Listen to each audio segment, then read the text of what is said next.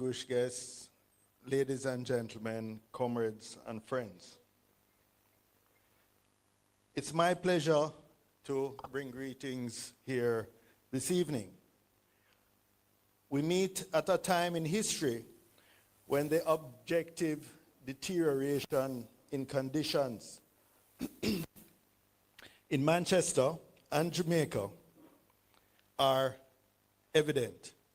Now, some of you may not realize this, those of you who are better off, because if you listen just to the propaganda of the government, you would think everything is going well. Unfortunately, I'm good, thanks. Unfortunately, propaganda, misinformation, and lies can't go to the supermarket, can't go to the market, can't go to the grocery store. So the people of Jamaica, or the majority of the people of Jamaica, know that their objective conditions have deteriorated. Poor health care. Anyone who goes to Mandeville Regional can attest to that. Poor educational outcomes. Bad roads.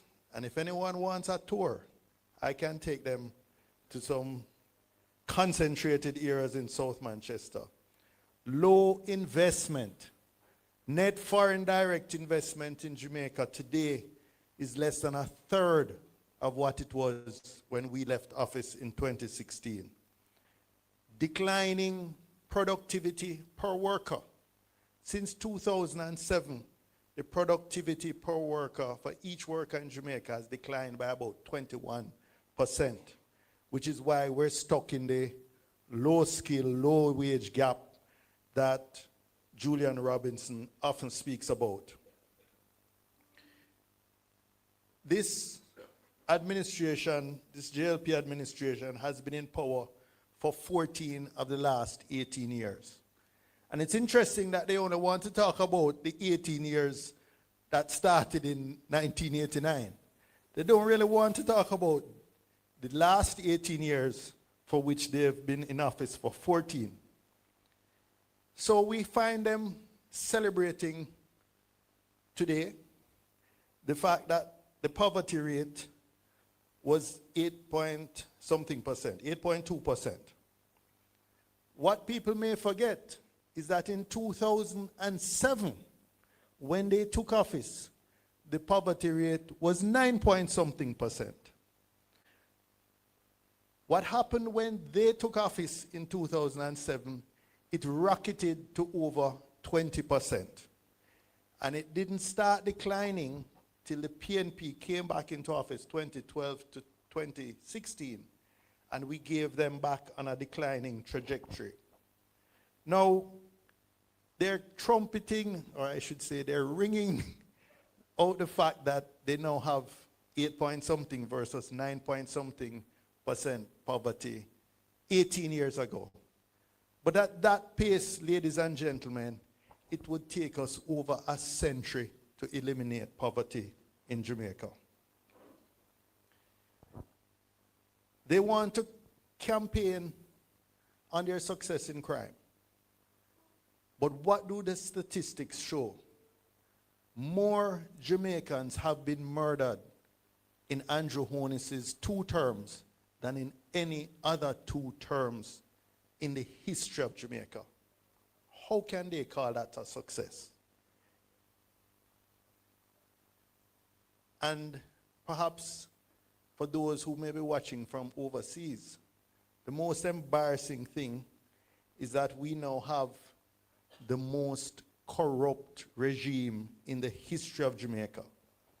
The Prime Minister's integrity returns cannot be certified year after year.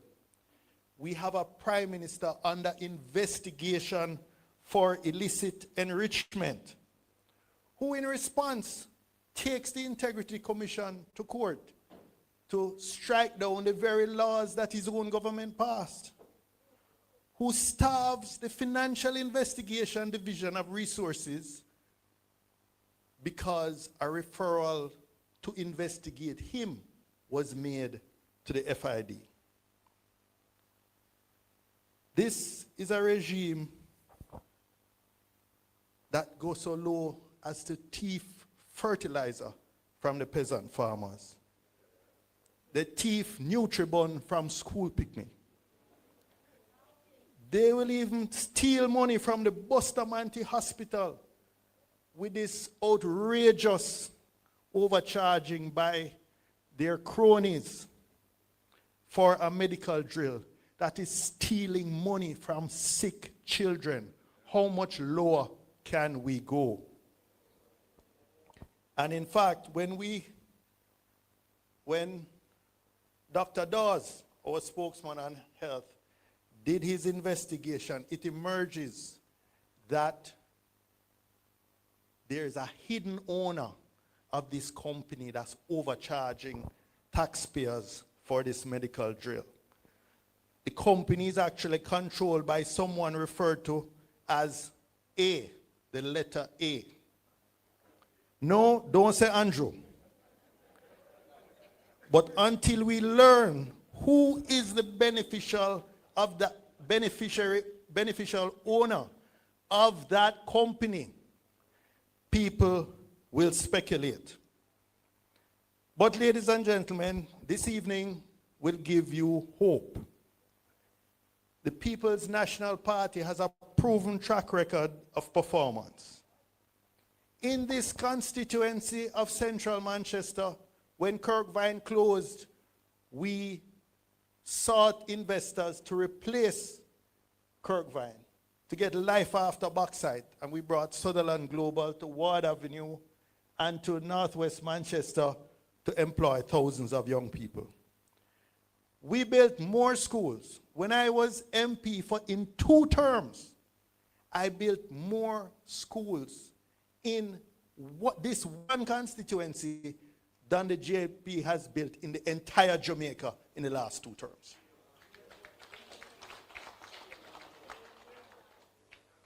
So tonight you will hear from a team of proven performers, led by a man with clean hands and a pure heart.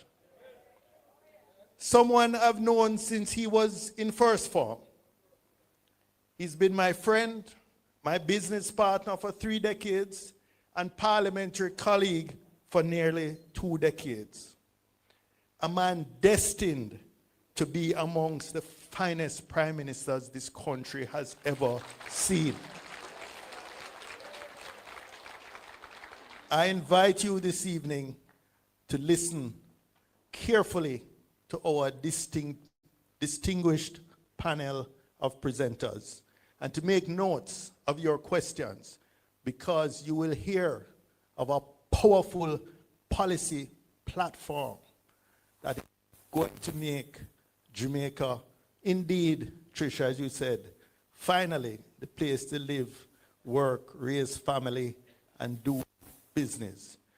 Ladies and gentlemen, I invite you to listen to the policy platform of the team that will make Jamaica better. Thank you.